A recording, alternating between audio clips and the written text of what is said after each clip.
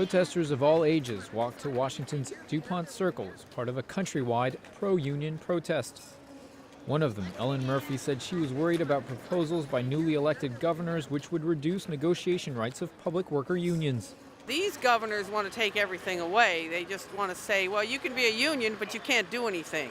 You can just wear fancy T-shirts that say union on them, but you're not going to have any rights. One of the speakers, Jeff Bloom, said protesters should seize the moment and fight for more union rights in the private sector as well. Let me be loud and clear. When we have stronger unions, they will make corporations share their wealth with the people who create that wealth, their workers. Bloom reminded protesters that it was because of historical union efforts that most workers at the rally had the day off on a Saturday. Protesters also gathered in Wisconsin's capital, Madison. The state's Republican Governor Scott Walker wants to allow union bargaining only on limited wage increases. He says the move is part of much-needed spending-saving measures amid soaring deficits at all levels of government.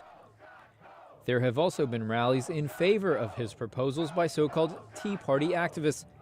They say the size of government as well as its spending is getting out of control. At the national level, Republicans who control the U.S. House of Representatives have approved a bill that would cut about $60 billion in federal spending for the fiscal year ending in September. With current spending, the U.S. national deficit is projected to rise to above $1.6 trillion this year. Ohio Republican Senator Rob Portman explained his concern in his party's weekly address Saturday. This historic failure to control spending directly affects our economy and the ability to create jobs. Democrats who remain in control of the U.S. Senate say they want to make cuts as well, but not as many. They say the government can play a vital role with economic recovery while 9% of America's workforce remains unemployed.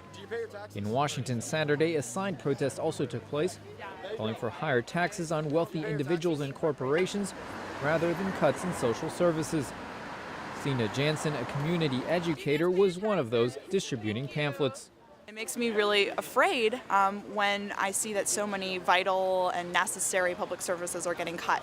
Then I learned a little bit more about our budget and realized that a lot of the reasons we have such a big deficit is because of corporate tax avoidance.